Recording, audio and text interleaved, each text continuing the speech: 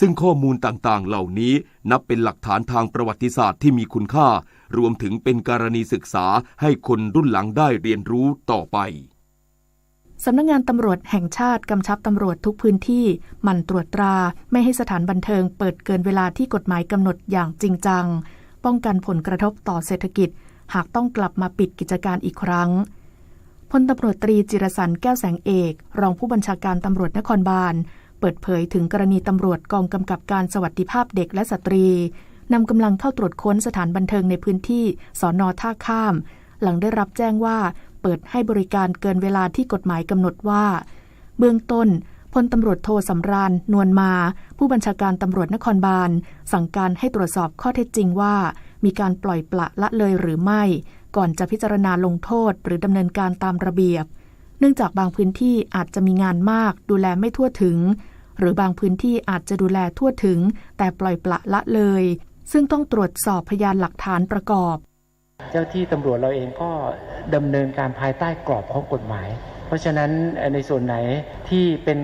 การกระทำความผิดก็ดำเนินคดีโดยเคร่งครัดในส่วนไหนที่เป็นความบกพร่องก็ดำเนินการทางวินัยโดยเคร่งครัดเช่นเดียวกันและกองบัญชาการตำรวจนครบาลนั้นให้ความสำคัญแล้วก็ดำเนินคดีโดยเคร่งครัดอยู่แล้วด้านพันตำรวจเอกกฤษณะพัฒนาเจริญรองโฆษกสำนักงานตำรวจแห่งชาติกล่าวเพิ่มเติมว่า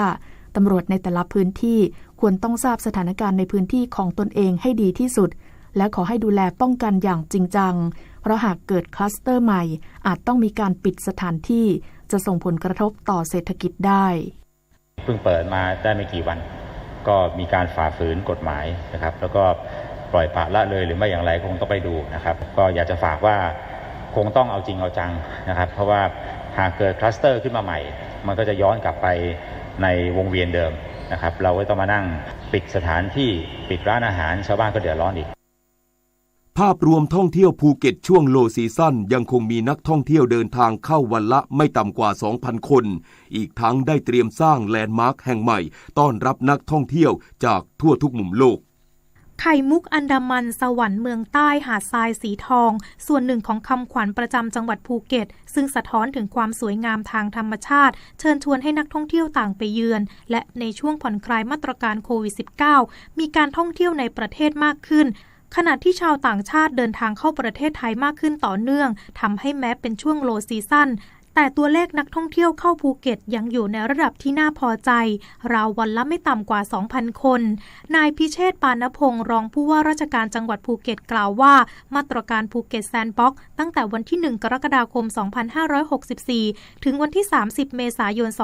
2565 รวม 8 เดือนทำให้การควบคุมโรคโควิด -19 ควบคู่กับการขับเคลื่อนเศรษฐกิจและการท่องเที่ยวในพื้นที่ประสบความสำเร็จเป็นอย่างดีจากนั้นเมื่อสถานการณ์โควิด -19 คลี่คลายรัฐบาลผ่อนคลายมาตรการต่างๆโดยยกเลิกมาตรการ Test and Go และภูเก็ตแซนด์บ็อกซ์ตั้งแต่วันที่ 1 พฤษภาคมที่ผ่านมานักท่องเที่ยวชาวต่างชาติเดินทางเข้าประเทศไทยสะดวกมากขึ้นและเดินทางเข้ามายังจังหวัดภูเก็ตไม่ต่ำกว่าวันละ 2,000 คนแม้เป็นช่วงโลซีซั่นถือว่าอยู่ในเกณฑ์ที่น่าพอใจถึงแม้ว่าจังหวัดภูเก็ตเข้าสู่ในช่วงโลซีซั่นซึ่งเริ่มตั้งแต่เดือนพฤษภาคมไปจนถึงเดือนพฤศจิกายนก็ตามนะครับนักท่องเที่ยวในขณะนี้ที่เดินทางเข้ามาจากต่างประเทศก็ไม่ต่ำกว่าวันหนึ่ง 2,200 คนนะครับซึ่งยังถือว่าอยู่ในเกณฑ์ที่น่าพอใจอยู่ครับขณะที่นายเรวัตอารีรอบนายกองค์การบริหารส่วนจังหวัดภูเก็ตกล่าวว่าขณะนี้ทะเลและธรรมชาติในพื้นที่ฟื้นคืนกลับมาสวยงามและสมบูรณ์เหมือนในอดีตเมื่อ 30-40 ปีที่ผ่านมาและอบจ.ภูเก็ตจะมีส่วนต้อนรับนักท่องเที่ยวต่างชาติจากทั่วทุกมุมของโลกโดยการสร้างแลนด์มาร์คแห่งใหม่ต้นปี 2566 บางพื้นที่ก็ยังมีปลาที่ไม่เคยเข้ามาว่ายน้ำในบริเวณชายหาดจะได้เห็นว่าความสมบูรณ์ของสิ่งแวดล้อมนั้นได้กลับคืนชีพเข้ามาส่วนของการบริหารส่วนจังหวัดนั้นในต้นปี 2566 เป็นต้นไปองค์การบริหารส่วนจังหวัดนั้นจะจัดแลนด์มาร์คแห่งใหม่ให้กับจังหวัดภูเก็ตเช่นระเบียงกระจกและสะพานกระจกระเบียงกระจกนั้นเราไปติดตั้งไว้บริเวณหาดสุรินทร์อำเภอถลางจังหวัดภูเก็ตส่วนสะพานกระจกนั้นเราเองก็จะ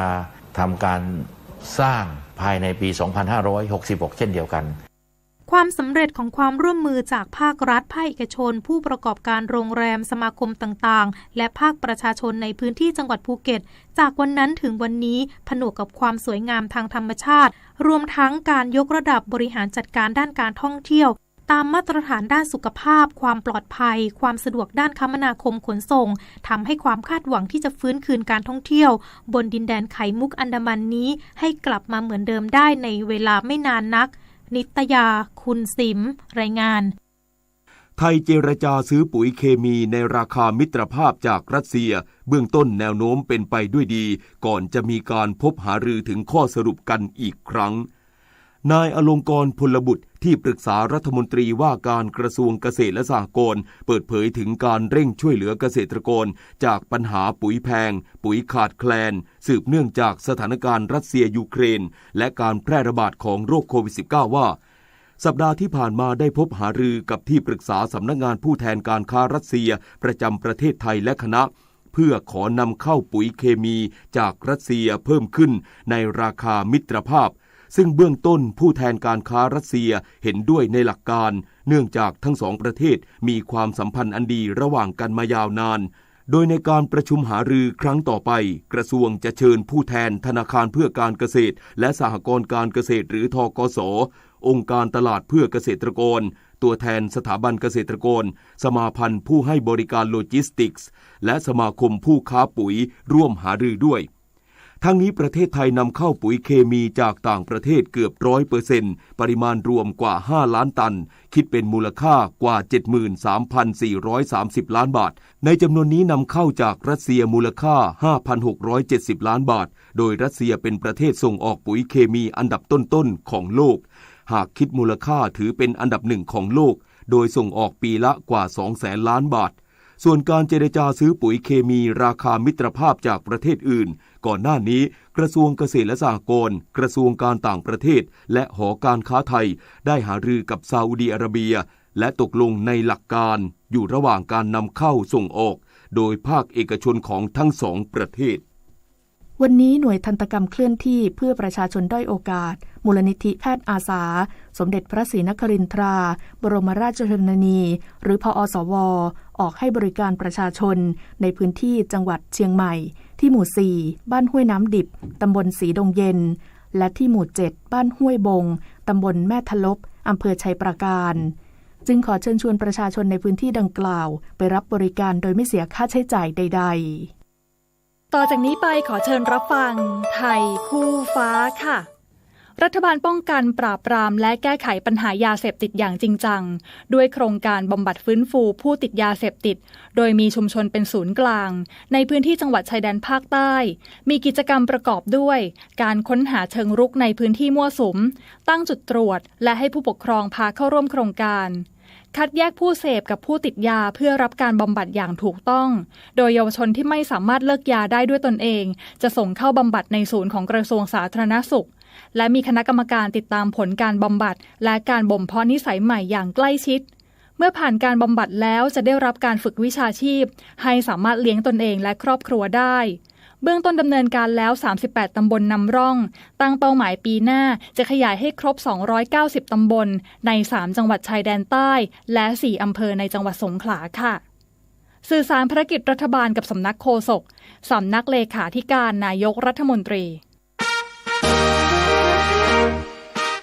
เราจะสืบสารรักษาและต่อยอดและครองแผ่นดินโดยธรรมเพื่อประโยชน์สุขแห่งอาณาราษฎรตลอดไปพระปฐมบรมราชโองการพระบาทสมเด็จพระเจ้าอยู่หัวในพระราชพิธีบรมราชาภิเษกเมื่อวันที่4พฤษภาคมพุทธศักราช2562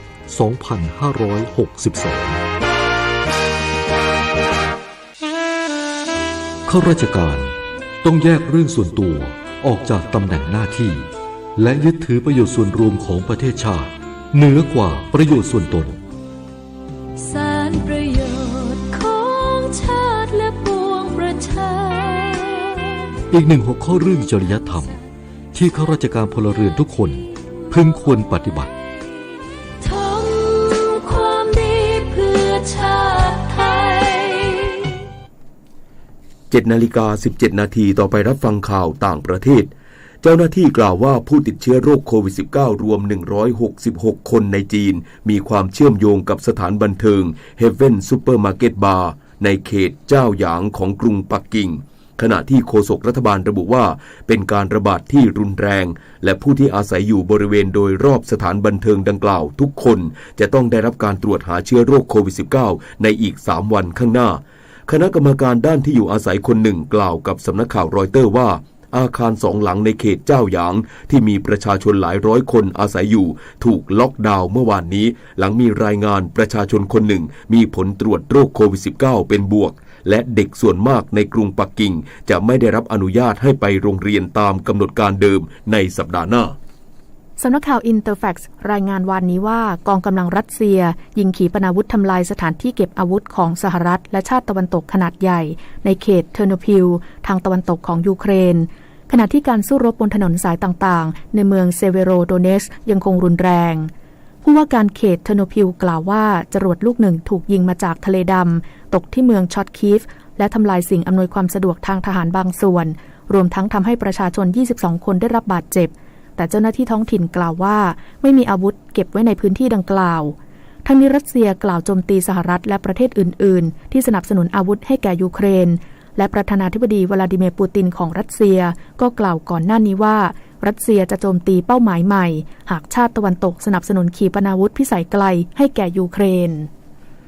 ประธานาธิบดีโจไบเดนแห่งสหรัฐกล่าวชื่นชมข้อเสนอจากวุฒิสมาชิกเกี่ยวกับการควบคุมเหตุรุนแรงจากอาวุธปืนว่าเป็นก้าวย่างที่สำคัญ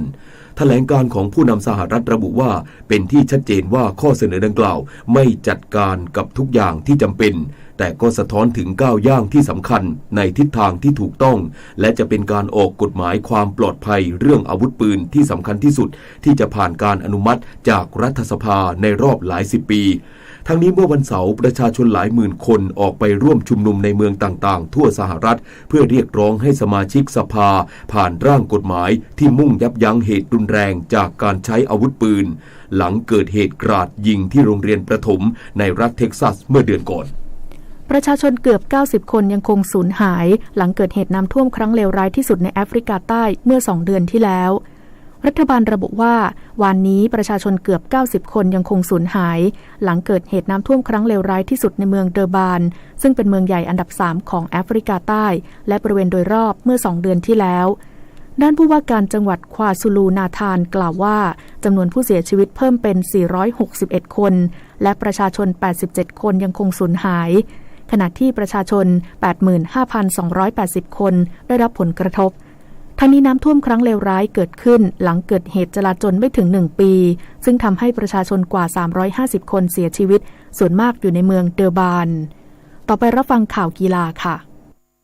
การแข่งขันกอล์ฟ PGA ทัวร์แชมเปี้ยนรายการอเมริกัน Family Insurance Championship โปรช้างธงชัยใจดีผู้นำรอบวันที่2หวดวันสุดท้ายเข้ามาอีก6เบอร์ดี้เสีย2โบกี้คว้าแชมป์ด้วยสกอร์รวม14อันเดอร์พาร์เฉินชนะทอมเพิร์นิกจูเนียร์โปรเจ้าถิ่นอเมริกันสโตรกเดียวส่งผลให้โปรช้างธงชัยใจดีวัย52 ปี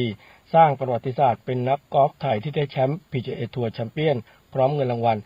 360,000 เหรียญสหรัฐหรือเกือบ12 ล้านบาททางด้านการแข่งขันแบดมินตันเวิลด์ทัวร์ซุปเปอร์500อินโดนีเซียโอเพ่น2022ชิงชนะเลิศหญิงเดี่ยวรัชนกอินทนนท์มือ8ของโลกดวลกับมือ1ของโลกจากจีนเฉินยู่เฟยเหรียญทองโอลิมปิกโตเกียวเกมได้อย่างสนุกเสมอกัน1-1เกมจากนั้นเกมตัดสินมือ1ของโลกจีนคุมเกมได้แน่นอนกว่าชนะไป21-15คว้าแชมป์ไปครองทางด้านรายการวิกเตอร์เดนมาร์กมาสเตอร์2022ทัวร์นาเมนต์ระดับอินเตอร์เนชั่นแนลชาเลนจ์พิชชามนโอภาสนิพัฒน์วัย15 ปีมือ304ของโลกเฉินชนะหยุนเฉามือ79จากไต้หวัน 2-1 เกม 21-16 15-21 และ 21-16 คว้าแชมป์ที่2ต่อจากที่สวีเดนช่วงต้นปีซึ่งคุณหญิงปัทมาลีสวัสดิ์ตระกูลนายกสมาคมกีฬาแบดมินตันแห่งประเทศไทยกล่าวว่าเป็นอีกหนึ่งความสำเร็จของนักตบลูกขนไก่ไทยทั้งทีมชุดใหญ่และดาวรุ่งดวงใหม่แม้รัชนกอินทนนท์ได้รองแชมป์แต่สู้กับมือ1ของโลกได้อย่างสูสีขณะที่พิชชามนอันดับโลกขึ้น100อันดับจะมาเป็นกำลังสำคัญของทีมชาติไทยต่อไปการแข่งขันจักรยาน BMX ชิงแชมป์ประเทศไทยสนามสุดท้ายที่สนาม BMX สวนกีฬากมลเขตหนองจอกนักปั่นทีมชาติทำผลงานได้ตามคาดคว้ารางวัลนักกีฬายอดเยี่ยมประจำปี โดยสมคิดหารัตวันจากทีมฟิชแมนเฟรนพระราม3คว้าแชมป์ประเทศไทยรุ่นทั่วไปชายส่วนรุ่นทั่วไปหญิงแชมป์เป็นของชุติการกิจวานิชเสถียรจากทีมสำนักงานปลัดกระทรวงกลาโหมได้แชมป์ประเทศไทยเป็นสมัยที่3สนามต่อไปของสมาคมกีฬาจักรยานคือเสือภูเขาทางเรียบและปั่นเพื่อชีวิตสปอร์ตทัวริซึมไวท์ฟอร์ออวันที่ 18-19 มิถุนายนที่จังหวัดพิจิตรผลฟุตบอลยูฟ่าเนชั่นลีกลีก A กลุ่ม2สเปนชนะสาธารณรัฐเช็ก 2-0 สวิตเซอร์แลนด์เปิดบ้านชนะโปรตุเกสไปอย่างบุดหวิด 1-0 ลีก B กลุ่ม4นอร์เวย์เปิดบ้านชนะสวีเดน 3-2 ปิดท้ายกันที่ฟุตบอลชิงแชมป์แห่งชาติอาเซียนเปลี่ยนชื่อตามผู้สนับสนุนใหม่ AFF Mitsubishi Electric Cup จะกลับไปจัดรูปแบบเดิมไม่มีเจ้าภาพเตะแบบเย้าเยือนหลังฟุตบอลโลกช่วงปลายปีนี้ข้ามไปถึงกลางเดือนมกราคมปีหน้าซึ่งสหพันธ์ฟุตบอลอาเซียน AFF ชี้แจงว่าการแข่งขันแบบเย้าเยือนเร้าใจกว่าแบบมีเจ้าภาพโดยทัพช้างศึกทีมชาติไทยกับเวียดนามเป็นทีมวางจะมาจับสลักแบ่งสายที่ประเทศไทยในเดือนสิงหาคมนี้พงษ์เกษมสมศุกร์รายงานต่อไปเป็นพยากรณ์อากาศกรมอุตุนิยมวิทยารายงานลักษณะอากาศ24ชั่วโมงข้างหน้ามรสุมตะวันตกเฉียงใต้กำลังอ่อนยังคงพัดปกคลุมทะเลอันดามันประเทศไทยและอ่าวไทยประกอบกับร่องมรสุมพาดผ่านประเทศเมียนมาเข้าสู่หย่อมความกดอากาศต่ำที่ปกคลุมบริเวณประเทศเวียดนามตอนบนและประเทศจีนตอนใต้ลักษณะเช่นนี้ทำให้ประเทศไทยมีฝนน้อยแต่ยังคงมีฝนฟ้าคะนองเกิดขึ้นได้บางพื้นที่ส่วนมากบริเวณด้านรับมรสุมตะวันตกเฉียงใต้สำหรับบริเวณทะเลอันดามันและอ่าวไทยมีคลื่นสูงประมาณ1เมตรบริเวณที่มีฝนฟ้าคะนองคลื่นสูงมากกว่า1เมตรขอให้ชาวเรือบริเวณดังกล่าวเดินเรือด้วยความระมัดระวังบริเวณที่มีฝนฟ้าคะนองไว้ด้วยพยากรณ์อากาศตั้งแต่เช้าวันนี้จนถึงเช้าวันพรุ่งนี้ภาคเหนือมีฝนฟ้าคะนอง30%ของพื้นที่ส่วนมากบริเวณจังหวัดแม่ฮ่องสอนเชียงใหม่ลำพูนตากกำแพงเพชรพิจิตรพิษณุโลกและเพชรบูรณ์ภาคตะวันออกเฉียงเหนือมีฝนฟ้าคะนอง40%ของพื้นที่ส่วนมากบริเวณจังหวัดหนองคายบึงกาฬหนองบัวลำพูอุดรธานีสกลนครนครพนมสุรินทร์และอุบลราชธานีภาคกลางมีฝนฟ้าคะนอง30%ของพื้นที่ส่วนมากบริเวณจังหวัดกาญจนบุรีราชบุรีอุทัยธานีนครสวรรค์ชัยนาทสุพรรณบุรีนครปฐมสมุทรสงครามและสมุทรสาครภาคตะวันออกมีฝนฟ้าคะนอง40%ของพื้นที่ส่วนมากบริเวณจังหวัดปราจีนบุรีสระแก้วฉะเชิงเทราชลบุรีระยองจันทบุรีและตราดลมตะวันตกเฉียงใต้ความเร็ว 15-30 กิโลเมตรต่อชั่วโมงทะเลมีคลื่นสูงประมาณ1เมตรบริเวณที่มีฝนฟ้าคะนองคลื่นสูงมากกว่า1เมตรภาคใต้ฝั่งตะวันออกมีฝนฟ้าคะนอง40%ของพื้นที่ส่วนมากบริเวณจังหวัดเพชรบุรีสุราษฎร์ธานีนครศรีธรรมราชสงขลาพัทลุงปัตตานียะลาและนราธิวาสลมตะวันตกเฉียงใต้ความเร็ว 15-30 กิโลเมตรต่อชั่วโมงทะเลมีคลื่นสูงประมาณ1เมตรบริเวณที่มีฝนฟ้าคะนองคลื่นสูงมากกว่า1เมตรภาคใต้ฝั่งตะวันตกมีฝนฟ้าคะนอง40%ของพื้นที่ส่วนมากบริเวณจังหวัดพังงาภูเก็ตกระบี่ตรังและสตูลลมตะวันตกเฉียงใต้ความเร็ว 15-30 กิโลเมตรต่อชั่วโมงทะเลมีคลื่นสูงประมาณ1เมตรบริเวณที่มีฝนฟ้าคะนองคลื่นสูงมากกว่า1เมตรกรุงเทพมหานครและปริมณฑลมีฝนฟ้าคะนอง40%ของพื้นที่ส่วนมากในระหว่างบ่ายถึงค่ำสภาวะระดับน้ำในแม่น้ำเจ้าพระยาที่หน้ากองบัญชาการกองทัพเรือคำนวณโดยกรมอุทกศาสตร์กองทัพเรือวันนี้น้ำขึ้นเต็มที่เวลา 3:18 นาทีสูงกว่าระดับทะเลปานกลาง99เซนติเมตรและเวลา 20:08 นาทีสูงกว่าระดับทะเลปานกลาง1เมตร3เซนติเมตรน้ำลงเต็มที่เวลา 12:50 นาทีต่ำกว่าระดับทะเลปานกลาง94เซนติเมตรวันนี้ที่ประภาคารกาญจนาภิเษกแหลมพรหมเทพจังหวัดภูเก็ตดวงอาทิตย์ตกเวลา 18:44 นาทีกรุงเทพมหานครดวงอาทิตย์ตกเวลา 18:46 นาทีขณะที่เมื่อวานนี้กรมฝนหลวงและการบินเกษตรได้ขึ้นบินปฏิบัติการฝนหลวง4หน่วยปฏิบัติการช่วยเหลือพื้นที่การเกษตรที่ขาดแคลนน้ำบางส่วนของจังหวัดนครราชสีมาอุบลราชธานีสุรินทร์ศรีสะเกษสระแก้วและจันทบุรี1 นาทีกับกปท.รถเหินน้ำเกิดจากการที่ผู้ขับขี่ขับรถเร็วผ่านบริเวณที่มีแอ่งน้ำท่วมขังโดยเฉพาะทางโค้งและที่ลาดต่ำทำให้ยางไม่สามารถรีดน้ำออกได้ทัน ส่งผลให้ล้อหมุนและลอยอยู่บนน้ำไม่สัมผัสกับพื้นถนนและลื่นถลายจนควบคุมไม่ได้เมื่อรถของผู้ขับขี่อยู่ในสถานการณ์ดังกล่าวให้แก้ไขโดยค่อยๆถอนคันเร่งจับพวงมาลัยให้มั่นพร้อมใช้เกียร์ต่ำจนกว่ารถจะทรงตัวได้นอกจากนี้ในช่วงหน้าฝนถนนบางสายอาจมีน้ำท่วมพื้นถนนหากน้ำท่วมสูงไม่เกิน6 นิ้วผู้ขับขี่ควรขับให้ช้าที่สุดเพื่อป้องกันไม่ให้น้ำไหลเข้าห้องเครื่องยนต์ซึ่งอาจทำให้เกิดกระแสไฟฟ้าลัดวงจรหรือเครื่องยนต์ดับและหลังจากขับรถลุยน้ำมาแล้วควรตรวจสอบประสิทธิภาพของเบรกโดยการเร่งเครื่องยนต์สลับกับการเบรกเพื่อรีดน้ำออกจากผ้าเบรกและให้น้ำที่ขังอยู่ในจานเบรกระเหยเร็วขึ้นครับด้วยความปรารถนาดีจากกรมประชาสัมพันธ์และกองทุนเพื่อความปลอดภัยในการใช้รถใช้ถนนกรมการขนส่งทางบกกระทรวงคมนาคมรู้รักภาษาไทยโดยความร่วมมือของสำนักงานราชบัณฑิตยสภาและกรมประชาสัมพันธ์วันนี้เสนอคำว่ากุ้งเป็นสัตว์น้ำที่มีทั้งในแม่น้ำลำคลองและในทะเลเราใช้กุ้งเป็นอาหารที่สามารถกินได้สดๆหรือทำเป็นอาหารได้หลายอย่างเช่นกุ้งเต้นกุ้งแช่น้ำปลากุ้งหลนเนื้อกุ้งใช้ประกอบเป็นอาหารต่างๆเช่นกุ้งผัดกับผักกุ้งใส่ประกอบในแกงจืดแกงส้มกุ้งฝอยและกุ้งตัวเล็กทำเป็นกุ้งแห้งใช้เป็นส่วนประกอบเพิ่มรสอาหารหลายอย่างลักษณะของตัวกุ้งที่มักงอเมื่อถูกความร้อนนำมาเปรียบกับคนที่ผอมนั่งตัวงอเช่นอากาศหนาวเขาจึงนั่งขดตัวงอเป็นกุ้งคนที่ผอมเหมือนร่างกายมีแต่กระดูกก็เปรียบว่าผอมเป็นกุ้งแห้งคนที่ตกใจมากมักจะเปรียบว่าตกใจจนขี้ขึ้นสมอง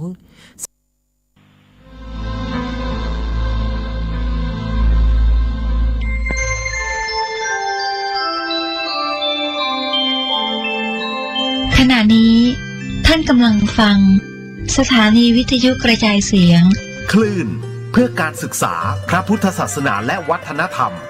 ระบบ FM 104.5 เมกะเฮิรตซ์ออกอากาศณวัดฝายหินตำบลสุเทพอำเภอเมืองจังหวัดเชียงใหม่โทรศัพท์053 226 058 053 810 406 053 943 691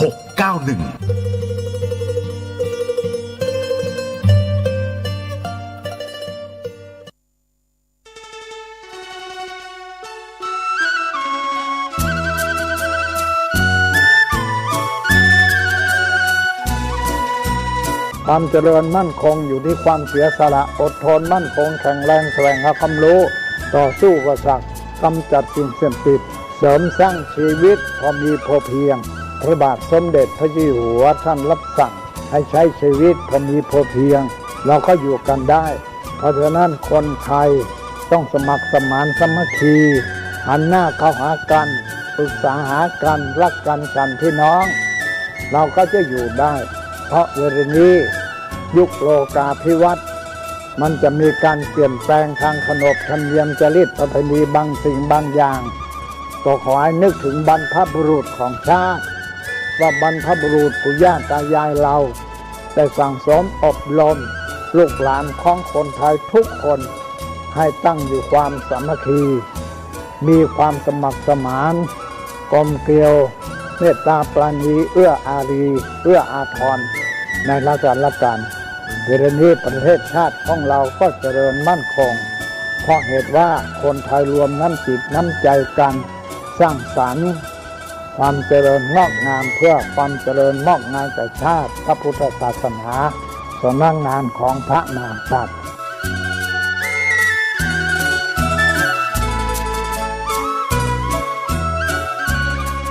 ธรรมะข้อคิดจากพระเดชพระคุณท่านเจ้าคุณพระเทพวิสุทธิคุณ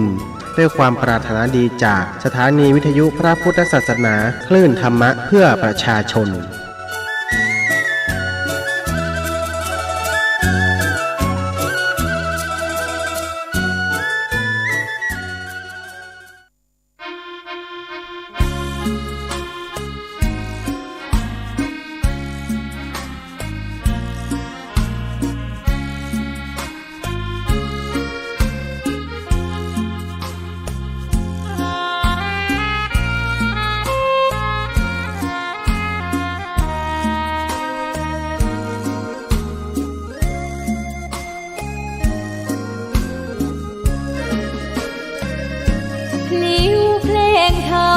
ถูกถ้อยคำเข้าถึงจิตใจฟังรายการวิทยุเสียงใสส่งถึงใจไปสู่ปลายนาสารธรรมน้อมนำมองพระศาสดาบอกผู้คนทั่วลาหันมาเข้าวัดฟังธรรมคลื่นเสียงนี้เป็นคลื่นธรรมะจากใจส่งถึงบ้านไกลบ้านไกลฟังได้สุขใจล้ำยามดึกดื่น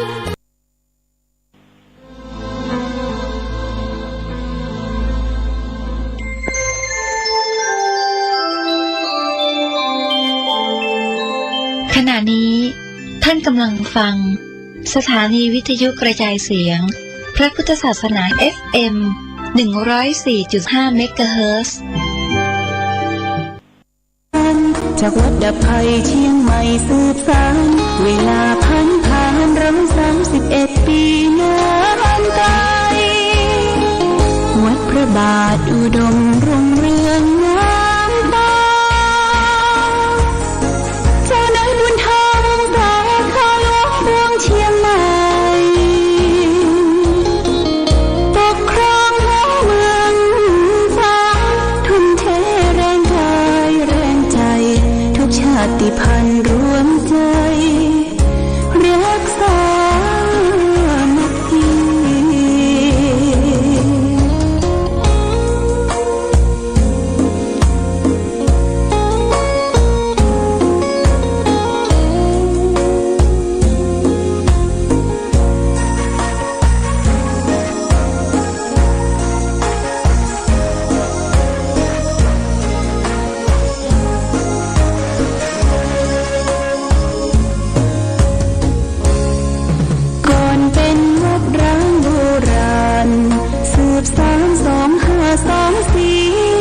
พระมหาราชครูเกษราปัญญาปรมาติกาจารย์จากวัดดับภัยเชียงใหม่สืบสานเวลาผ่าน131 ปีนานไกลวัดพระบาทอุดมรุ่งเรือง